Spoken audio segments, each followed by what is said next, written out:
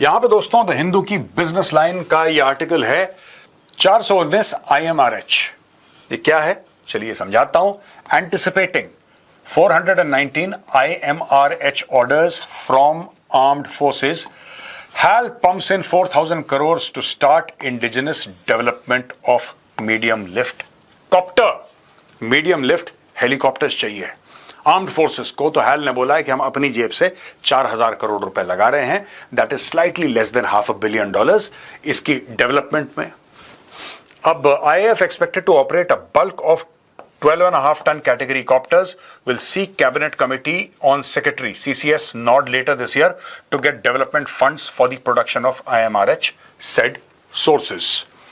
अब दोस्तों ये है कि infused an in-house fund of 4,000 crores for the development and production of Indian multi-role helicopters। ये क्या फुल फॉर्म है IMRH का? Indian multi-role helicopters to replace aging Mi-17s and Mi-8s।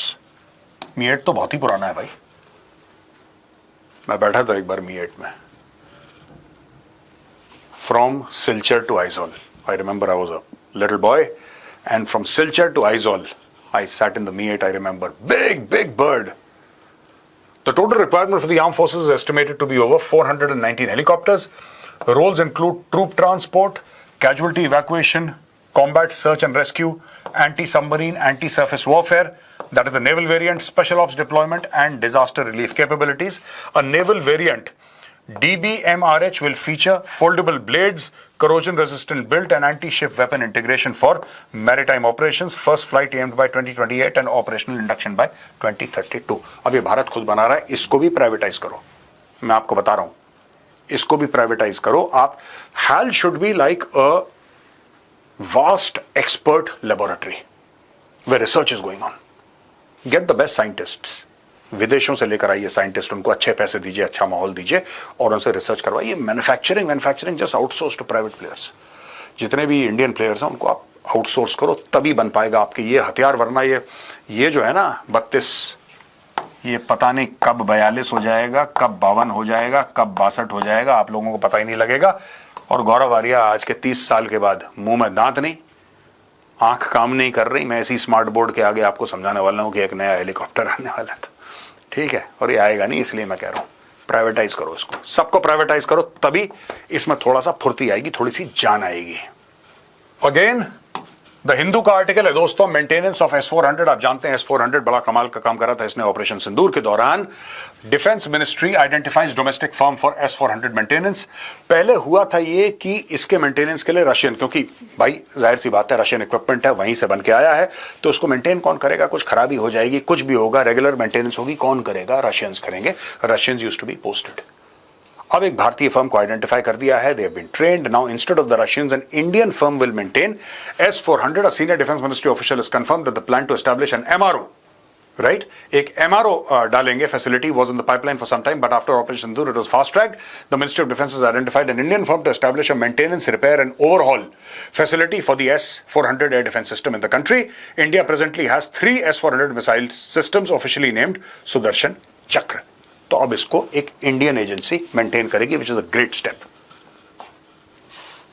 यह आर्टिकल दोस्तों हमने लिया है द न्यू इंडियन एक्सप्रेस से।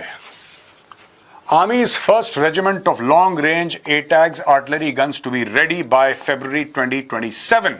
The procurement of this system marks a significant milestone in the modernization of the Army's artillery regiments and is expected to enhance operational readiness। ये दोस्तों एक image है ATAGS की। The Indian Army plans to induct 307 long-range indigenous artillery systems and are in advanced stages with the advanced towed artillery gun system ready for its first product model test, while the mounted gun system technology demonstrator is awaiting trial। ये देखिए साहब, ये कर सकता है, ये तोप है दोस्तों, और इसका जो रेंज है ये देखिए साहब, ये प्रोजेक्टाइल है, इसका रेंज है 48 kilometres, which means it is more than Bofors। मैं बोफोर्स का इसलिए कंपेयर कर रहा हूं, you can't compare, but I am just telling you because this is also 155 mm। ठीक है जी, ये भी 155 mm का है, बोफोर्स भी 155 है, और ये बोफोर्स से लंबी मारक क्षमता भारत में बन रही है। Calibre 155 by 52 calibre, maximum range 48 kilometre, barrel length 8.06 metre. ये रेट ऑफ फायर इसका दे रखा है दोस्तों, ड्राइव एंड पार है, फायर कंट्रोल साइटिंग है। अब देखिए बहुत खास, auto alignment, electronic positioning, thermal sites, integrated C31, ammunition handling, automatic handling, यानी कि इसके अंदर जो फिट हो रहा है राउंड, इसके अंदर जो बॉम्ब फिट हो रहा है वो अपने आप ऑटोमेटिक हैंडलिंग हो रही है। एक रोबोटिक आर्म है, वो उठाता है, फिट करता है, ब्रीच बंद करता है, फायर होता है। ये सारा का सारा कार्रवाई जो है इसलिए तेज होती है क्योंकि ऑटोमेटिक है। Over 80% locally build, excluding select radars, batteries and alignment system, ज्यादातर यानी कि 80% से ज्यादा ये मेक इन इंडिया है। कुछ कुछ चीजें विदेश से आ रही हैं, लेकिन जैसे जैसे ऑर्डर मिलेंगे ये भी इकोसिस्टम 100% मेक इन इंडिया हो जाएगा। और दोस्तों ये जो खबर हमने ली है मनी कंट्रोल से, India successfully tests अस्त्रा missile with indigenous Sikar, hits targets with pin point precision.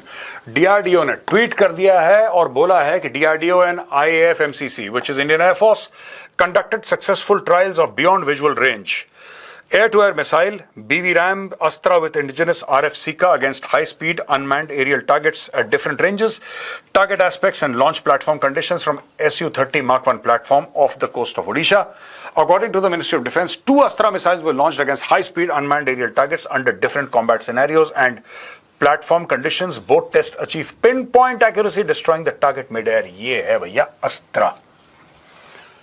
और ये बियॉन्ड विजुअल रेंज मिसाइल है। एक तो वो है कि टारगेट आपको दिख रहा है, वहां पे टारगेट आपको आंखों से दिख रहा है और आपने बटन दबाया और उसने टारगेट को बर्बाद कर दिया आपकी मिसाइल ने। ये है बियॉन्ड विजुअल रेंज, जहां पे आपकी आंख की नजर नहीं जाती वहां पे जाके। और ये एयरक्राफ्ट यानी कि सुखोई 30 से फायर करा गया है। अब जाहिर सी बात है कि भारत इसको तेजस में भी डाल सकता है, भारत इसको तेजस के साथ इंटीग्रेट कर सकता है और अलग अलग एयरक्राफ्ट के साथ इसको इंटीग्रेट कर सकता है दोस्तों। टाइप बियॉन्ड विजुअल रेंज है, लेंथ है 3.6 मीटर्स, लॉन्च वेट 154 kgs। अब लॉन्च वेट 154 kgs है, which means is pretty light, pretty light. क्या भारत ये कंसिडर करेगा आगे चल के कि अपने हेलीकॉप्टर्स में लगाए इसको? I am just giving it a thought, may be not, I don't know, मुझे नहीं पता, लेकिन इसका तो वजन बहुत कम है। Maybe you can 3-4 of them you can have on a helicopter, you know those heavy duty helicopters, you can arm the helicopters।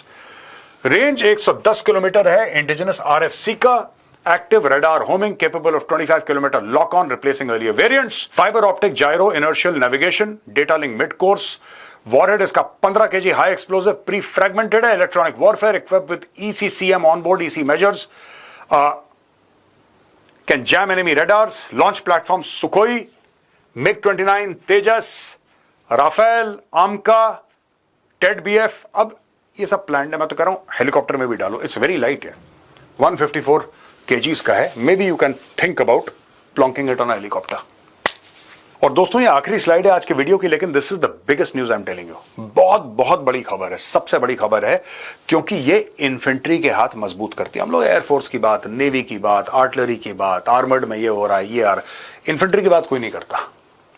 और ये मेरे इसलिए क्लोज है क्योंकि मैं इन्फेंट्री का हूं, I am from the infantry. तो मुझे लगता है यार कि कोई राइफल की बात नहीं कर रहा, कोई रॉकेट लॉन्चर्स की बात नहीं कर रहा, कोई इन सब चीजों की बात नहीं कर रहा, सब लोग अलग अलग बातें कर रहे हैं यार। हमारे बारे में कब बात होगी? ये हमारी बात है, ठीक है। India plans to acquire US Javelin anti tank missile with both emergency procurement and long term domestic production. ये जो है ना, this is the finest anti tank weapon on earth. ये मैं आपको बता रहा हूं, आज की तारीख में हम लोग क्या करते हैं, कार्ल गुस्टाव 84 mm यूज करते हैं। अच्छा हथियार है और इंडियन आर्मी को खासतौर से पसंद है।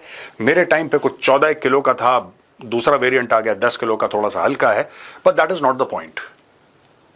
उसमें प्रोजेक्टाइल होता है, पीछे उसकी वेंचुरी होती है, आप खोलो, अंदर प्रोजेक्टाइल डालो, उसके अंदर राउंड डालो और फायर करो। उसको कॉक करने के बाद एक अंदर मैग्नीशियम सा रॉड होता है, आप ट्रिगर दबाओगे, बड़ा सा कान में ब्लास्ट होता है, ऐसे लगता है कि कान के पर्दे फट गए, फिर वो जाता है टारगेट पे लगता है। ये अलग है यार, ये अलग है, ये जादू है एकदम बिल्कुल। जैवलिन जो है ना, American weapon system, Bharat procure भी करेगा, लॉन्ग टर्म डोमेस्टिक प्रोडक्शन भी करेगा। ये जादू है, दिस इज शेयर मैजिक। और मैं आपको इसकी टेक्नोलॉजी समझाऊंगा आसान शब्दों में। पहले देख लेते हैं. India set to strengthen its military capabilities by acquiring the acclaimed Javelin anti-tank guided missile from the United States. According to Defense Secretary R.K. Singh, the acquisition will follow a two-part strategy involving immediate purchases through emergency protocols and a long-term plan for manufacturing the missiles within India. This move aims to urgently upgrade the Indian Army's anti-armor firepower in response to the security challenges along the nation's borders. The Javelin missile system, a joint venture between American defense firms Raytheon and Lockheed Martin, is widely regarded as one of the most effective man-portable anti-tank weapons in the world. अब देखिए, man-portable fire and forget है ये warhead 8.4 kg tandem heat. Basically दोस्तों ये जो heat है ना, this is high explosive anti-tank. इसका फुल फॉर्म है हाई एक्सप्लोसिव एंटी, हम लोग हीट बोलते हैं उसको. HE होता है हाई एक्सप्लोसिव, HEAT होता है high explosive anti tank. So these are different nomenclatures. Imaging, IR seeker, auto pilot, top attack और डायरेक्ट मोड, ये बताऊंगा. सबसे इंपॉर्टेंट बात है range 2500 metres demonstrated and up to 4750 metres. Speed 140 metre पर सेकेंड. ये सबसोनिक है. Deployment since 1996. US army over 50,000 missiles and 12,000 plus CLUs produced. अब मैं आपको बताता हूं स्टोरी क्या है. दोस्तों जो टैंक है ना, टैंक का सबसे मजबूत हिस्सा कौन सा होता है? आगे वाला, जिसको हल बोलते हैं. ये जो आगे वाला, जो जैसे ये टैंक है और ये जैसे इसकी गन निकली है, तो ये जो आगे वाला इलाका होता है इसको कहते हैं हल. And this is the most strong. यहां पे आर्मर होगा, यहां पे रिएक्टिव आर्मर होगा, 10 किस्म की चीजें होंगी. साइड से भी टैंक स्ट्रॉन्ग होता है, पीछे से भी टैंक स्ट्रॉन्ग होता है.